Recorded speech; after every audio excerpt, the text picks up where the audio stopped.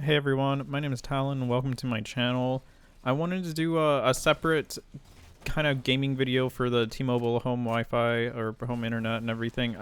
If you haven't seen my full review, I kind of did a short section of that, but this is about a week after I released that review, so I've kind of had a little bit more experience with it, and I just wanted to get a little bit more detail out there for everyone because this is the part that was most skeptical for me when I was switching. And right off the bat, I just want to say don't be afraid about it. When I first thought about switching to a mobile network, essentially for my gaming and everything, it's no different than really gaming on your phone. But if you don't have 5G, 5G has a lot lower latency than what we're used to in the past. And in all honesty, I haven't noticed any difference whatsoever with my just normal public gaming time and experience or anything like that. So I just want everyone to understand it's not that bad of a switch if you're coming from cable or DSL or anything. So don't be afraid. Just give it a try. And I don't have exact ping numbers right now. You're watching just a gameplay of I think it was Halo Master Chief Collection.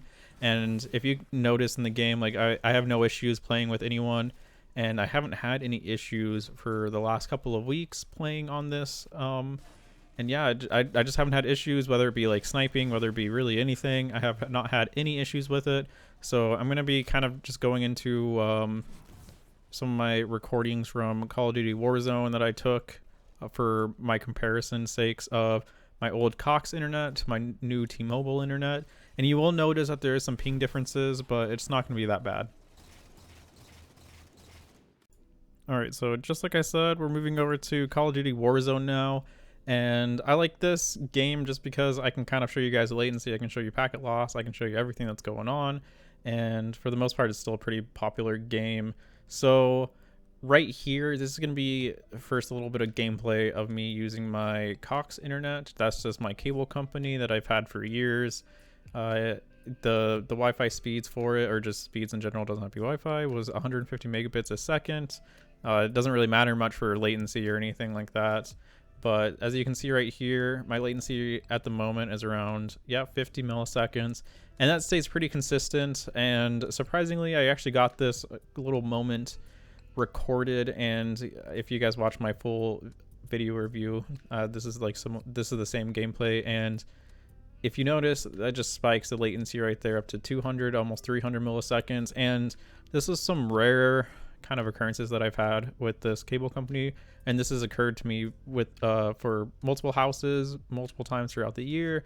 Anything can be happening, and I wanted to include this because I wanted to prove that consistency, it's overall probably better for the cable companies and everything, but I just wanted to say that it's not always going to be consistent. You're not going to have the greatest ping all the time just because you're on a cable connection for your internet.